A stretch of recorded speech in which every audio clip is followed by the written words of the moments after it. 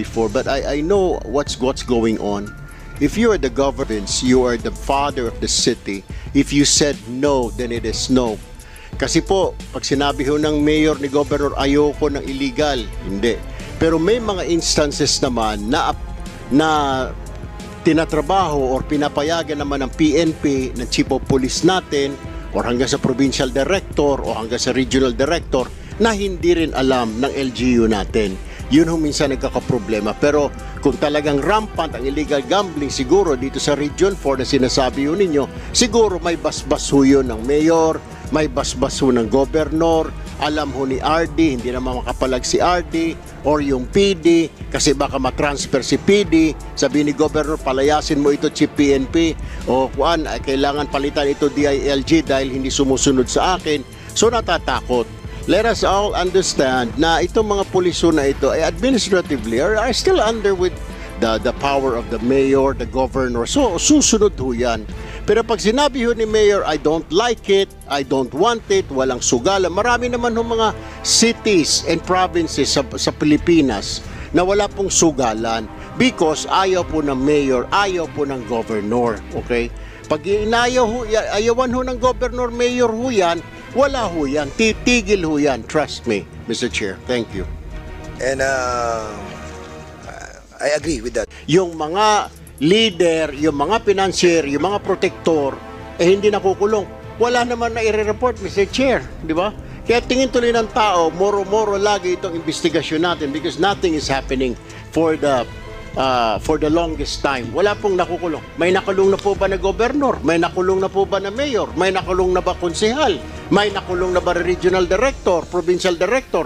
Wala pa pong nakukulong. It would be demeaning to say that this committee, more so this House, has not accomplished anything in investigation similar to what we are doing here. Not all elected government officials are guilty of illegal gambling. May mga elected government officials are guilty of illegal gambling. May mga gagong government officials, meron din mga gago rin sa service, but not all. We cannot say that to everyone, Mr. Chair. Ako, nag-mayor ako. Pinasara ko yung dalawang sabungan sa amin. Pinahuli ko Pero, but sorry to say, but hindi ho lahat ng government officials wala nagagawa. At saka itong house na to, wala na-accomplish.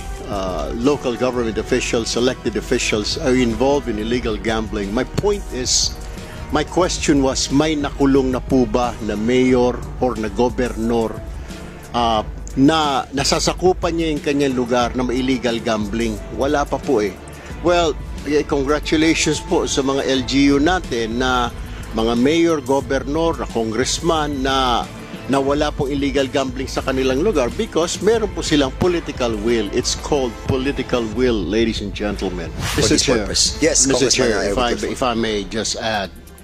Kasi ho, sir, yung mga binabanggit na number 1,000, 5,000 na nahuli, yan po, sir, ang tawag sa linggo na yan, yung mga piyait.